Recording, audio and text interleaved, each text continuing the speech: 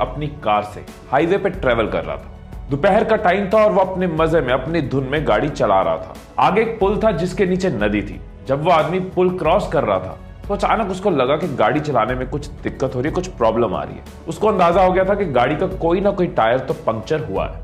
उसने उसी वक्त गाड़ी साइड पे लगाई, उतर के देखा कि लेफ्ट साइड का पीछे वाला टायर पंक्चर हो गया।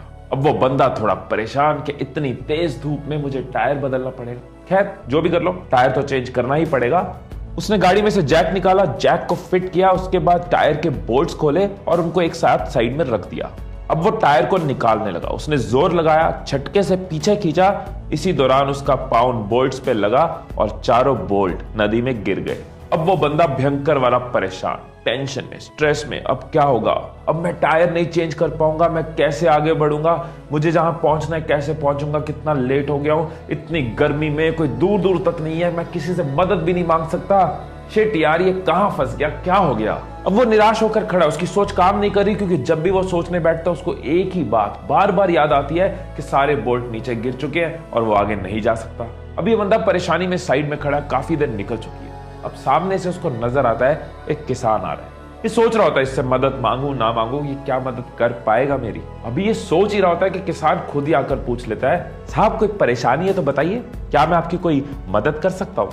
वो आदमी जो कि पहले से ही परेशान है, गुस्से में बोलता है, मेरा टायर पंक्चर हो गया, स्टेपनी लगाने लगा, बोल्ट नदी में गिर गए, आसपास कोई मैकेनिक नहीं है, तू भी क्या मेरी मदद करेगा? वो किसान समझ गया कि गर्मी और परेशानी की वजह से ये बंदा गुस्से में है। किसान मुस्कुराता है और कहता है कि साहब यहाँ से 10 किलोमीटर दूर एक मैकेनिक है जिसके पास आपको गाड़ी का सामान मिल जाएगा, और वहां जाने के लिए आप एक काम कर सकते हो, आप अपनी गाड़ी के बाकी के तीनों टायर का एक एक बोल्ट निकालकर इस टायर में लगा लो और फिर धीरे धीरे गाड़ी चलाकर वहां तक चले जाओ, आपका काम हो जाएगा।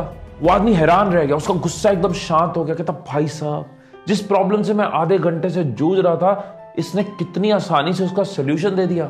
उसने किसान को बोला, सॉरी यार, मैं गुस्से में था, लेकिन तुझे इतनी जल्दी सोल्यूशन कैसे मिल गया? पहले भी ये प्रॉब्लम हुई थी क्या कभी तेरे साथ?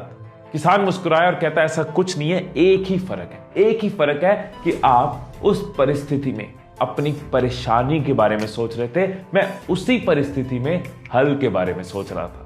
सो दोस्तों, या तो आप प्रॉब्लम ओरिएंटेड हो सकते हो या फिर सोल्यूशन ओरिएंटेड हो सकते हो। या तो प्रॉब्लम आते ही परेशान होते रहोगे, प्रॉब्लम के अलावा कुछ दिखेगा नहीं, परेशानी की वजह से कुछ सोच नहीं पाओगे। लेकिन अगर आप सोल्यूशन ओरिएंटेड हो तो आप सोल्यूशन की तरफ फोकस करोगे, आपका दिमाग हल ढूंढने में जाएगा, ना कि परेशानी ढूंढने में। जब महाराणा प्रताप की सेना में अकबर की सेना के मुकाबले हाथी कम थे तो उन्होंने अपने घोड़ों के आगे नकली सूंड लगा दी कि हाथी उनको अपना समझ के मारे ना। उन्होंने प्रॉब्लम पे फोकस नहीं किया कि हाथी कम है, उन्होंने सोल्यूशन पे फोकस किया, घोड़ों को हाथी बना दिया। धीरूभाई अंबानी ने अपने फाइनेंशियल स्टेटस को, अपनी माली हालत को प्रॉब्लम नहीं माना। उन्होंने पकौड़े बेचे, यमन में जाके जॉब करी, कुछ भी किया, आगे बढ़ते रहे, क्योंकि वो सोल्यूशन ओरिएंटेड थे, प्रॉब्लम सोच के रुक नहीं गए, बैठ नहीं गए।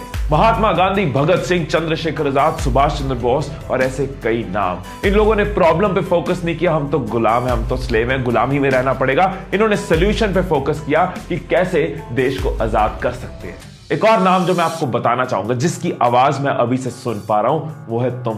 तुम्हारी आवाज कि तुम प्रॉब्लम ओरिएंटेड नहीं, सोल्यूशन ओरिएंटेड हो। आज से सोल्यूशन ओरिएंटेड हो।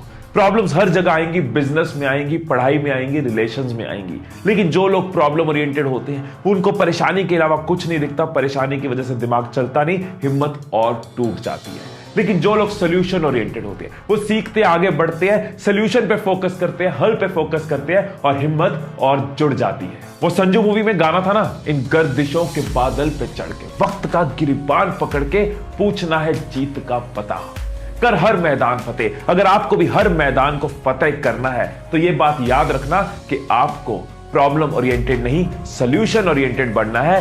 हिम्मत तोड़नी नहीं, हिम्मत बढ़ानी है। हर बार फोकस सोल्यूशन पे करना है, प्रॉब्लम की वजह से रुकना नहीं। Stay blessed, stay inspired and I love you all.